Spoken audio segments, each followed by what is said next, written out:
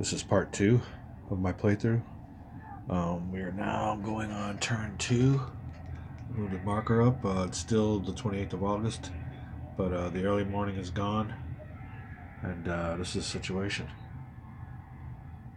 Union troops are moving up, moving fast, heading to Centerville. Now here, late morning, I guess around 10, 11 o'clock. We got some Union forces coming on. It is the 9th Corps. 9th Corps has got its own artillery. The 9th Corps has 6 brigades, and they're all commanded by somebody different. So,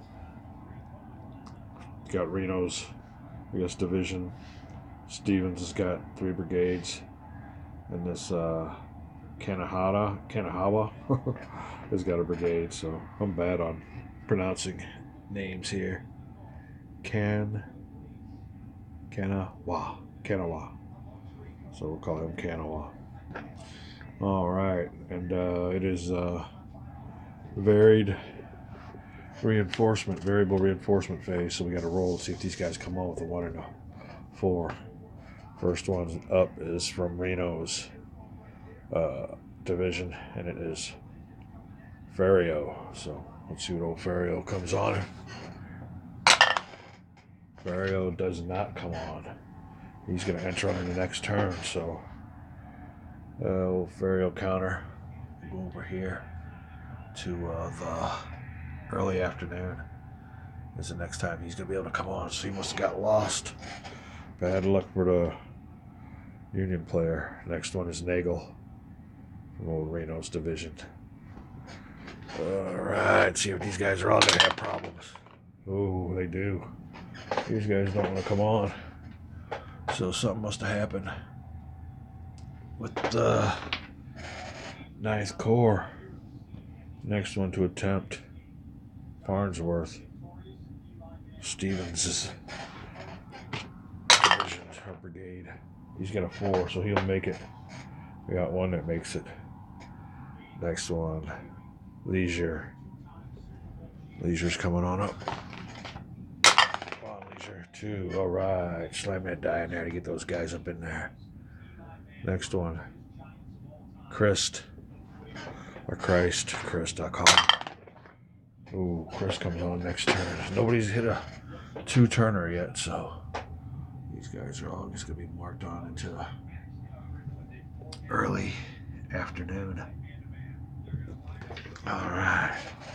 And last but not least, the Scammon of Kanawa's division or brigade. Alright, let's see here. He's got a 4, so he comes on. So, since we got units that are coming on, we'll take this command marker, put it in the command cup, and our artillery in the artillery cup. Alright, now these units are supposed to come on to area E. We'll roll 5 and 6. They come on somewhere else. 6. Alright, they're coming on in area D, which is over here. So we'll go ahead and put those units over here. Command unit, I guess, will be Leisure. They're all equal. Well, yeah. He's got a lesser tactical efficiency rating, so we don't want him. So that don't make a difference either or on that command. So that is the Union move. A little bit of confusion. I gotta look and see if these guys are under Pope's orders also. We're gonna have to stay on the road. So that is it for now. Let me press pause and check out the Pope orders, and we'll be moving on. Be right back. The old Army of the Potomac also has 3 corps that are under Pope's orders. Those 3 corps are Army of Potomac's 3rd, 5th, and 9th Corps must march towards Centerville, so 9th Corps has got to march towards Centerville also. Alright, so he's brought on. He'll be using a reinforcement road movement, which will get him up there around where Kearney is right now. So all dependent on the chip moves and what happens then. So going back here to place newly arriving artillery markers and command markers or special command markers with your current command markers must go into the cup. Place all formations have been determined to arrive in their appropriate hexes. Okay. Okay, so now we'll pick artillery for each side. We gotta find out what the total is in here, though. We got 1, 2, 3, 4, 5, 6. So that means there'll be 3 drawn. 3 artillery markers drawn this turn. So what we got here?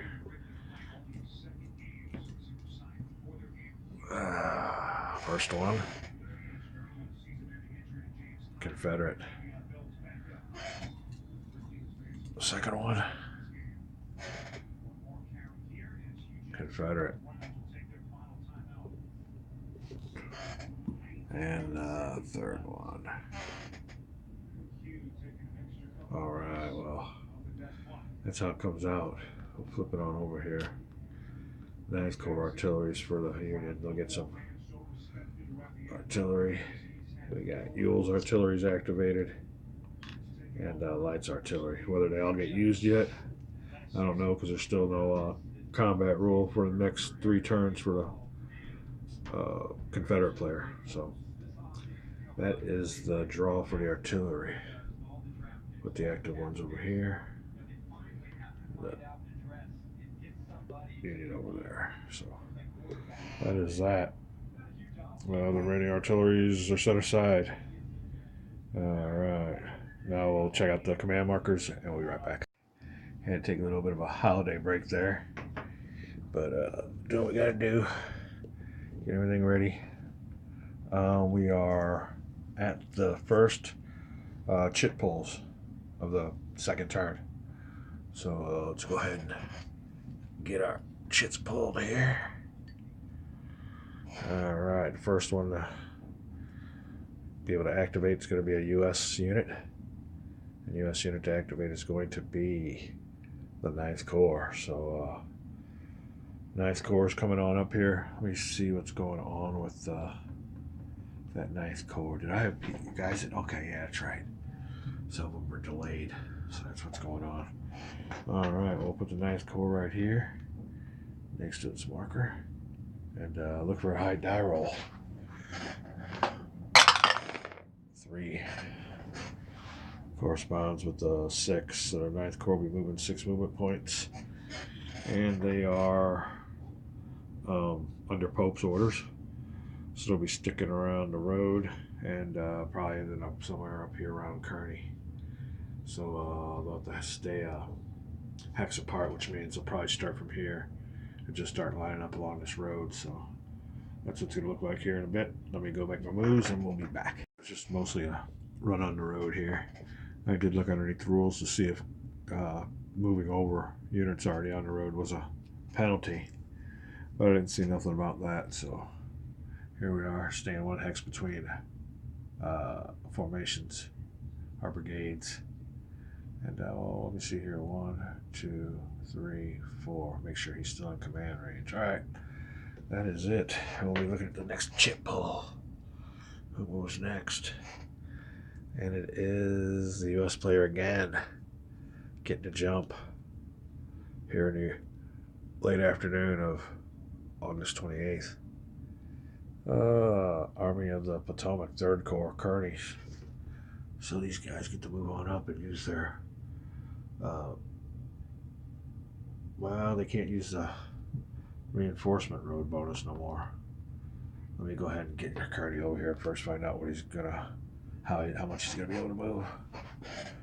Alright, come on, Kearney. Kearney gets a 3. So underneath his table, that means a 4 movement points. So Kearney's troops can move 4. And I think they're, let me look this up real quick. Variable, let me see, movement. Reinforcement march movement. So that's only on their turn of entry. Only on a turn of entry. So that's don't count. So they start on the road. They can go ahead and use the road movement, which is 1 movement point per hex. So make sure over here, river, road. Cost of the other terrain. 1/2 movement point when using reinforcement march movement. Oh, 1/4. Then F and G. G note is 1 movement point per hex when using road movement. So we're using road movement. What's he gonna do here? 1, 2, 3, 4. Takes Kearney up to here. 1, 2, 3, 4. Then this next unit. 1, 2, 3, 4. So 1, 2, 3, 4. He's still within range. I want to check that too. When I get within, when I get off the road here, I want to check and make sure this formation command radius, if it has to count on terrain effects. So that's one thing to make a note of. All right, that's Kearney's move. Go ahead and pick the next one. All right, it's about time for some Confederate moves, aren't it? Yeah, there we go. And it's going to be, the Taliaferro's orange man over here. So we'll see how many old Taliaferro can move. 6. So Taliaferro can do whatever he wants, but I don't know how much he's really going to be doing. I think he can move 10. Should he take advantage? Yeah, he's not going to use Jackson's wing right now. So he's got a good die roll anyway. It's too late. All right. Figure out if he's going to move, if at all, and we'll be right back. Taliaferro's forces are just going to make some minor moves. I'm not really going to take advantage of that big movement roll that they were allowed. Mostly, they're just going to try to get in some more defensive positions while staying within the radius of the command counter. Move Stonewall's troops up here on this little hill, or wants to fight with him. If they come in, have to fight uphill. Taliaferro himself is going to sit there in that town, which provides a -1 die roll modifier in any combat. And the other 2 brigades I've also put up on over hill. There's zones of control reaching around here. Just to be on the safe side, this is the victory point hex. And like I said, I don't know, there is no Union units on the board yet, so we're just getting in position, getting ready to jump off someplace in case we see something happen. All right, that's Taliaferro's move. Next unit's able to move will be a feel around. What do I want? I don't want this. CSA command. And it is light units. Alright, we gotta see what's going on here. Yeah, light might have to do something. They can't initiate attack till turn 5. I don't know why that is. I'm gonna go through the rules and make sure that's right, because there could be some contact going on here. But let's roll for old light. He's right there. See how far his units can move. 1. Oof. Old light can move 4. So not too good in some ways. Maybe not time to get back in time. All right. Light's going to confer. And we'll find out what's going on. Be back. Oh, Light has made his moves. And this is the result. I moved the command unit exclusively into the woods here. Now that don't give him no die roll modifiers for defense or anything, but it does negate the Union's ability to use artillery if they come in there and attack. Also, he's got a zone of control extending into the road next to him, which will stop any Union unit from reaching Centerville. And that's another thing. I got to find out how to get rid of Pope's orders to get these guys off these roads, let them move freely. One of the stipulations that ends the orders is when they arrive at their hex. So somehow I got to get those guys in close to Centerville. I moved these units out from the eastern part of Centerville, or from the western part, a little bit east more. Provide some zone of control coverage Now, therefore, moving the command unit into these woods, place these units here out of command. So I had to put the markers on there.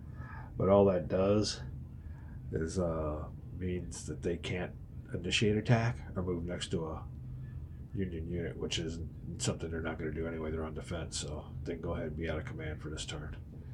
That's the thinking, and that's what's going on. Getting close to some combat. We'll find out how that's going to work and how long we have to follow Pope's orders. Let's see who the next chit draw is.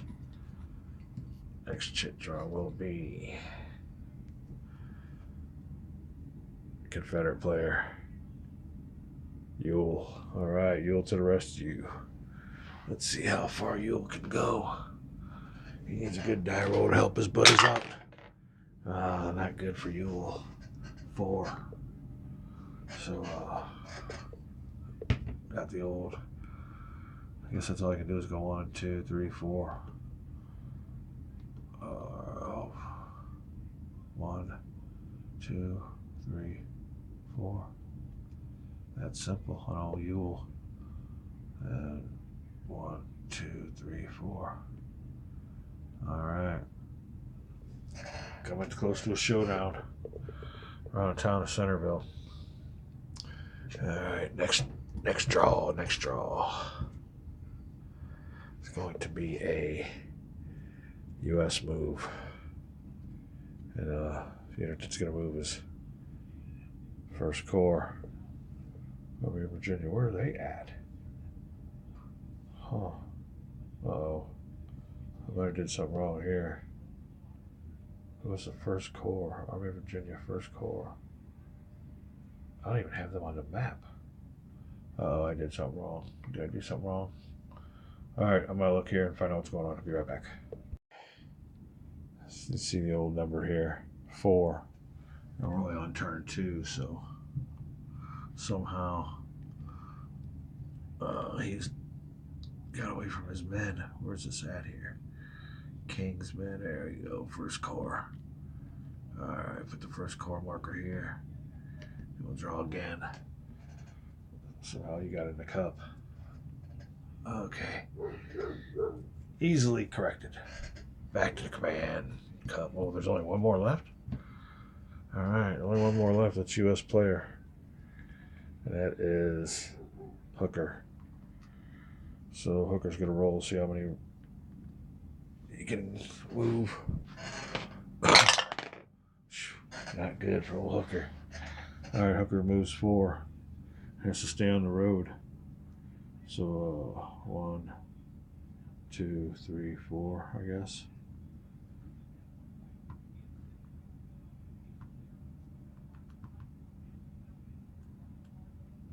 One, 2, 3, 4, right behind him. Ain't much to that.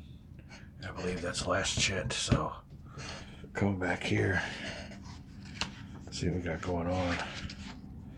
Ooh, movement, combat, retreat phase. There won't be none of that. There won't be no knights. Game turn ends. End of game turn. I think we just collect all the markers where it is. Check for automatic victory. No automatic victory. Remove all command markers from the command tracks. That's the game turn marker and the game turn. Okay. So it's pretty good.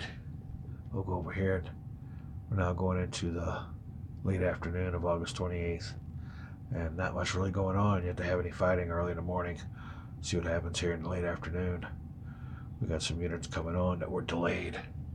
So they found their way to the battlefield. All right. Collect all these command markers.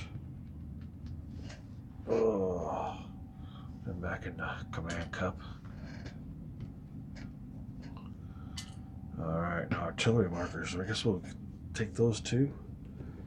Let's see here. Zones of control. Intern. That was right there.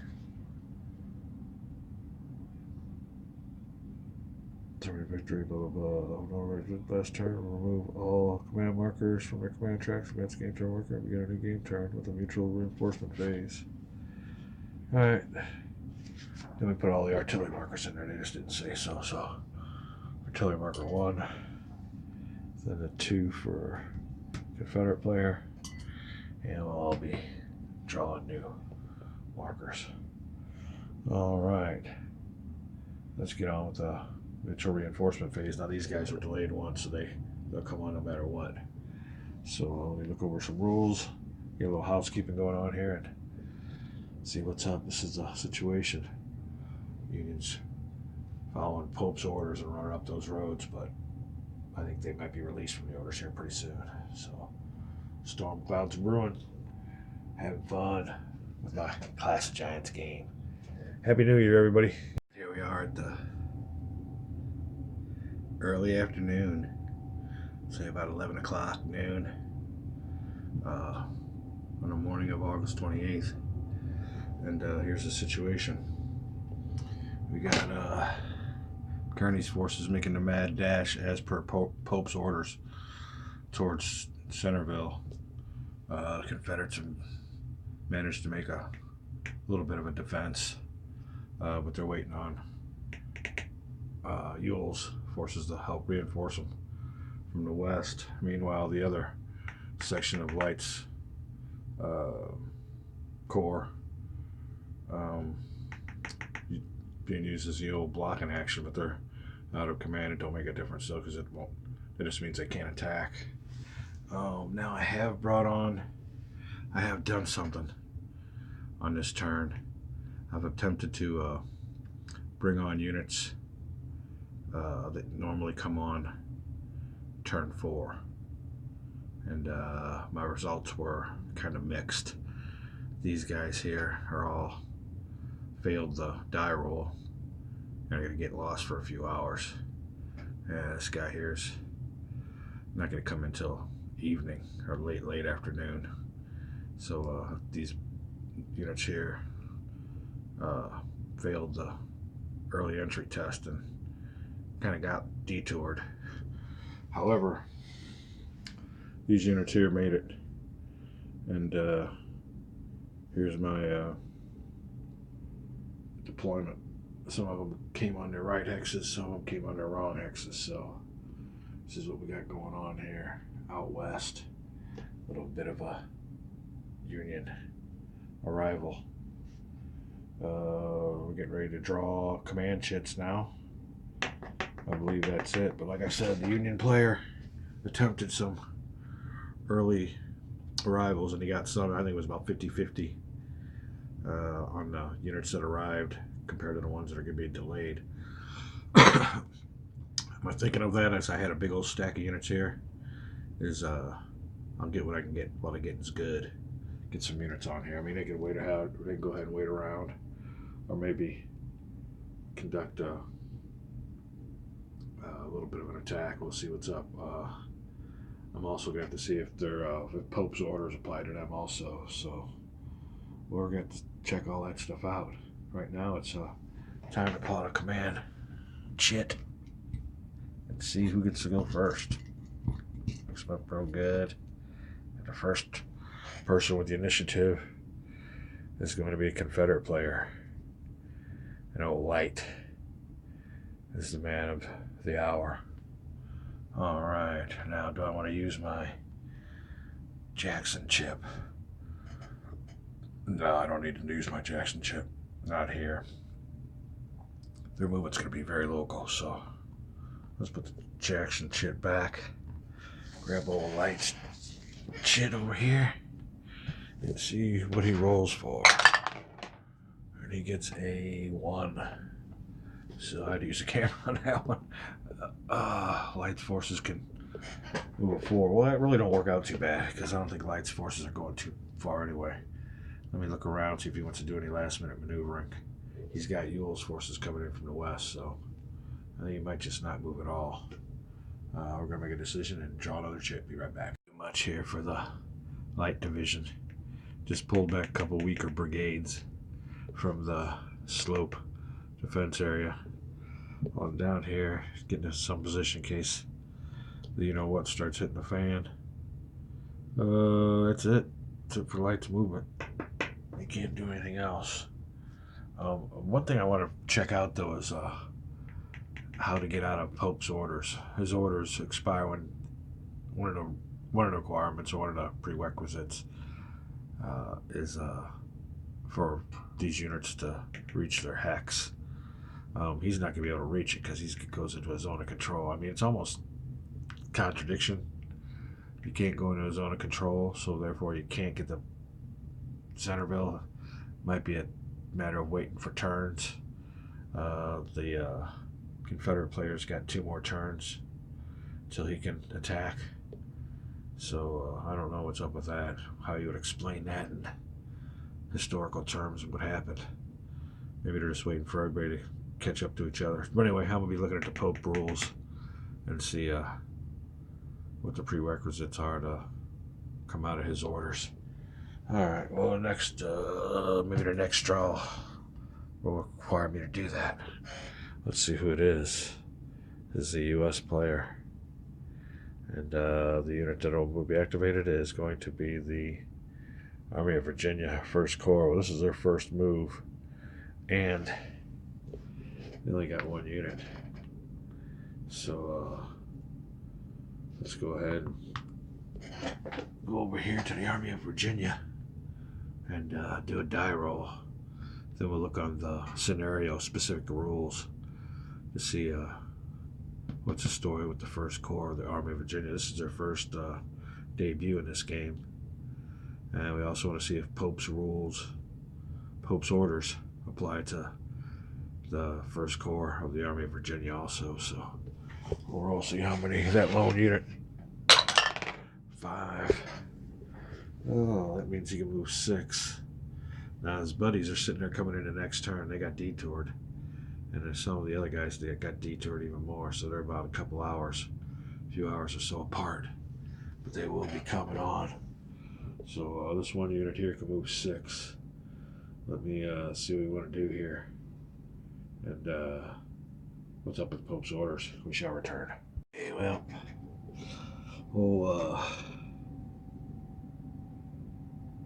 Milroy of the Shirts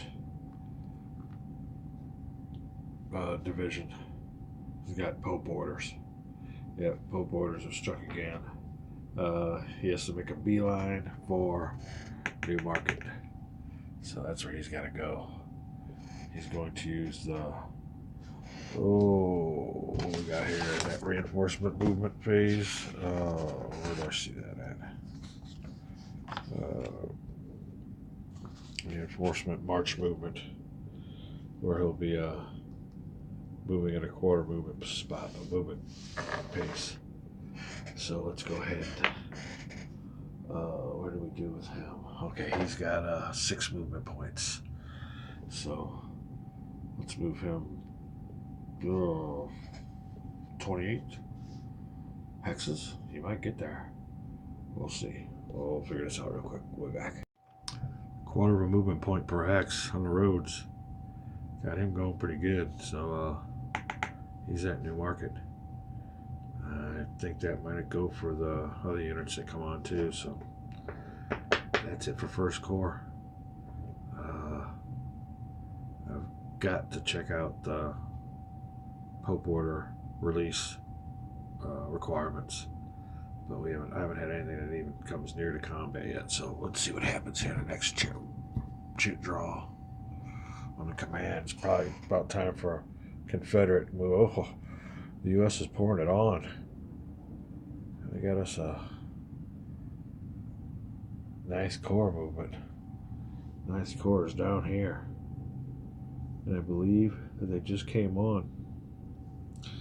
So, got to look for Pope's movement on this one too. Or Pope orders. And see where their destination is. Newmarket or Centerville. We shall return. Myself here. Let's go ahead and get this nice Corps marker over here and roll for their with the 2. Not too good, not too good. 9th Corps gets 4 movement points. Alright, now to look under Pope's orders and see what the orders are from the boss. I'll be back. Destination for the 9th Corps. So they'll be moving 4 hexes at a quarter movement point per hex. We'll see where they end up. Be right back. A bit of a traffic jam here along this route, but he could have moved maybe a little bit further, but on this reinforcement road bonus, this reinforcement movement entry, or whatever it's called. Let me see. Reinforcement march movement. I guess that's when they first get on the board. They got them double timing it, so they're pretty well running. You have to have a hex space between each unit, so coming down this road, he's got a hex between them. Hex between him, so that's as far as he goes. He could have went up here a little bit further or something, but it would have interfered with the non-adjacent to a friendly unit hex rule, so that's what it's looking like. Getting a little bit clogged up there on the road. Alright, now for another draw. Getting a crowded cup here. Taking a while to get everybody out, but let's see who's next up. Next up is the U.S. player again. What we got here? Hookers. Units can move. Alright. One hooker. Don't dawdle. Alright, he's got a 4, which is 6. Hookers, men moving 6. Now they can't use no reinforcement march movement, but they can use road movement, which is just a regular 1 movement point per hex, and it goes 6. So he can stack. There's a no stacking limit on that reinforcement march movement, but this guy can stack. So let's go over here. 1, 2, 3, 4, 5. Well, this hooker have to go up there with him. All right, Potomac. Quickest route. Are you under Pope's orders? 3rd. And Army of Potomac 3rd, 5th, and 9th Corps must go towards. Okay, he's got to go towards Centerville also. So 2, 3, 4, 5, and 6. Ooh, what's that forward? 1, 2, 3, 4, 5. Okay, that's where he's gonna move. You don't have to worry about a adjacent hex rule because he ain't using that reinforcement march movement. All right, next unit. 1, 2, 3, 4. Has to stay on the road. So there he is, and there's that. That's Hooker's movements. We're getting clogged here. It'll be a nice little battle somewhere around Centerville. Time to look at positions where you want to get units as soon as those Pope orders are done with. It's the best way to attack. Looking at the terrain. Alright, next unit. I think it's about time. I think the Confederates are due for a move. I don't think the Union's got any more markers, but they might. Oh, it is Union. Union Command. And I believe it was King's units. Alright. Army of Virginia 3rd Corps. Pope's orders. Army of Virginia 1st Corps and 3rd Corps. Must march toward New Market. Alright. Well, he's going to use the rapid reinforcement road march. So let me go ahead and distribute his units, find out where they land. Be back. Oh, we're getting rolling for King. Alright, well, we got a little note here. Equals movement allowance equals 2 on turn of entry, so we don't roll for King on this one. He's allowed 2 movement points on his turn of entry, so alright. I mean, he ain't gonna go far. Even with that reinforcement road march, he ain't gonna go far with 2, so let me see. Movement allowance equals 2 on turn of entry.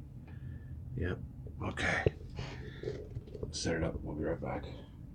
All right. King's Core. Having to take a little bit of a detour instead of going up through this way on the old Warrenton Road. I have to make a detour down along the Manassas Gap Railroad. That being that if they went up this way, they'd run into a zone of control and won't be able to go through. They gotta stay on the roads per Pope's rules, Pope's orders. Good move by the Confederate. All right, that'll be it for King. We're getting around here. Seeing what's going on, how it's developing. Next command shit to be pulled. I don't think there is any more U.S. commands in the game, is there? All right, time for some. Oops. Ewell. This will be good. How many you get to move there, Ewell? And do you want to use the Jackson shit? Boy, I'm telling you, if there was a time you needed it to be now. He needs to get up there. So therefore, on this turn, we're using a Jackson chip. Now I'm wondering if this one here goes back in the cup. I'm thinking I shouldn't be playing it like that. Let me see here. Maybe used once in each turn in place of any just activated formation of Jackson's wing. Add one dial round to that formation. I'm putting a Ewell back. Don't say what to do with it. In place. So Ewell's going back in there. We're using a Jackson chip and adding 2 to our dice roll. I do believe that's how we play it. Alright, so he gets maximum movement. Oh, Ewell can move up to 10 hexes. That's a grand slam hit for the Confederate player. And good advantage for having old Jackson's wing. What that represents is, I guess, just Jackson's leadership and getting these guys to bust ass and get going. So, old Jackson got on the scene and made a difference. 10 movement points. Yeah, we can do a lot with that. So, let's find out what the lieutenants and the scouts suggest. Be back. Wrong.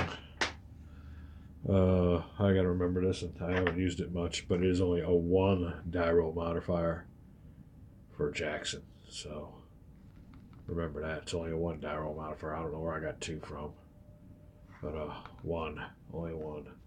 That still gives him from a 5 to a 6, which gives him the 10 movement points. So no harm, no foul on that one. But I did notice that also. I was looking somewhere. I think it says that when you do use these special command markers, that there is a chance somebody can move twice. And I believe, if I'm not mistaken, if I do use the Jackson marker, I can't attack. So let's look at under this. Let me find this real quick and I'll be right back. Now I want to make a little note to the designers, if they're ever get a chance to see this video. You tell me what you think. Alright, the Confederate player may not declare combat action on turns 1 through 5 or turns 1 and 5. I'm thinking from reading further that it's 1 and 5, because it does say the only combat that the Confederates may initiate is that allowed by the use of the Jackson special command marker. So if you move your units using a special command marker like I'm doing now with Ewell, I can initiate combat. This restriction is lifted as soon as the Confederate player loses a unit, not a step, while defending, or on turn 7. So I'm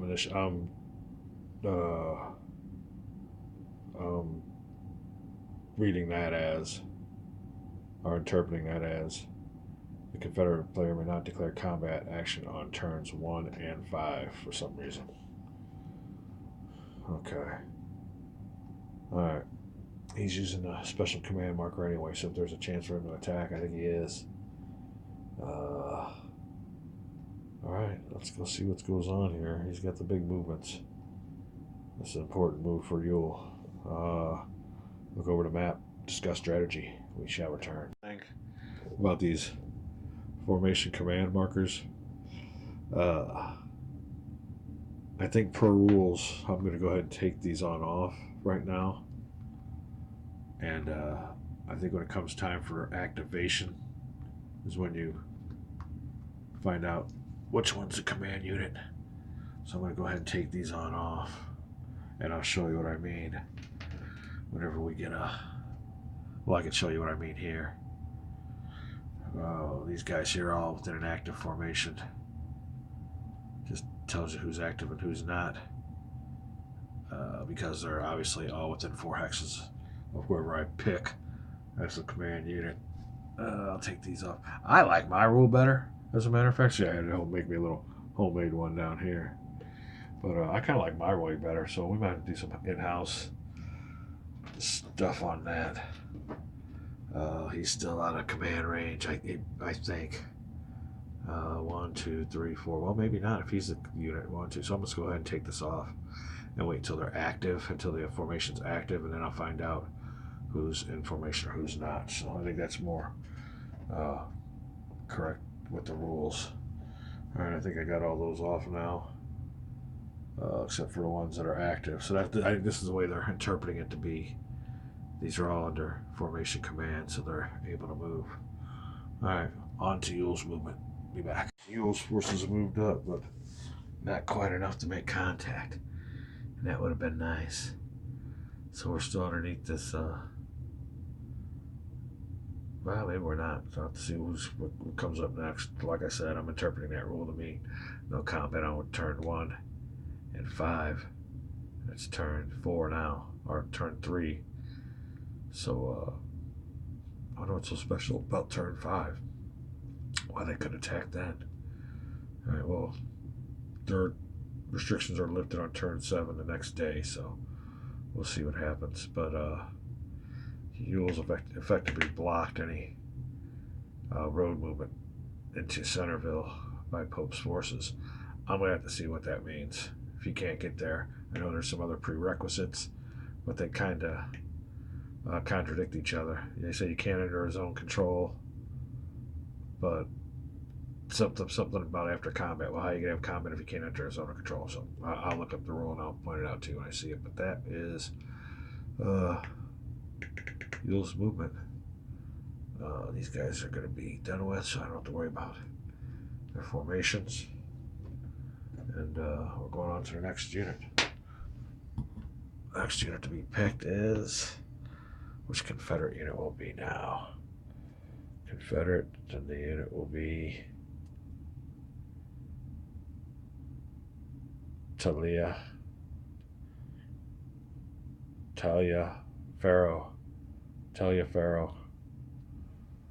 Alright, how many spots can Taliaferro move? Let's roll the dice. 1. Taliaferro, don't go too far, does he? Alright, he can move 4 hexes. And here's Taliaferro, so let's go ahead and that's the way it's supposed to be done. I'll pick him as the command. These guys are all in command, so formation command. These guys are all active and ready to go and available to move. They can move 4 hexes. Let's see what his movement's going to be, and we'll let you know.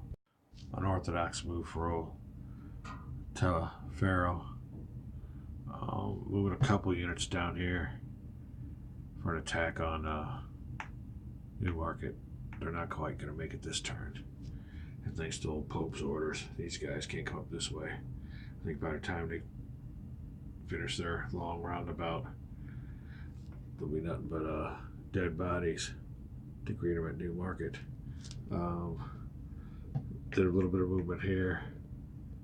Moved this unit down here into Roveton, just to block that junction from any future Union activations and rapid road reinforcement movements. Also moved another unit off the hill this way onto this road. Now that's not going to do much if there is a big Union force, but at least it'll stop them. that's pretty much what he's for. He's just a block of power. Bad time to be part of Garnett's brigade. So that's about it. Now, next activation, one or two of these units are going to be out of command. So for right now, they're all in command, but the next one, I got them spread out. So if I'm reading the rules right, I pick one unit, trace 4 hexes, and whoever's outside's out of command. So I think that's the way that works. All right, that's a setup there. That's what I'm attempting to do. Go for one more. And take a little bit of a break. We got here. Oh, all right. Well, how does this work? U.S. It is Carney's. Where's Carney's up here. All right, Carney. Yeah, he hasn't moved since his first. This is his first movement. So let's see what goes on with old Carney. He ain't gonna move much, but okay. Now this is going to test out Pope's orders. We'll have to see what's going on with these Pope's orders, but let's roll for Carney anyway. And see how many he's going to get out. One. I don't think that thing rolled one bit. Okay. I think it slid all the way down the dice tower and came out. 4 for Carney. And we got to read some rules because it's time to feel froggy and leap. Make your move. I don't know what other kind of saying you want to use, but it's getting hot. It's going to get hot real quick. Let's find out what happens. We'll be back.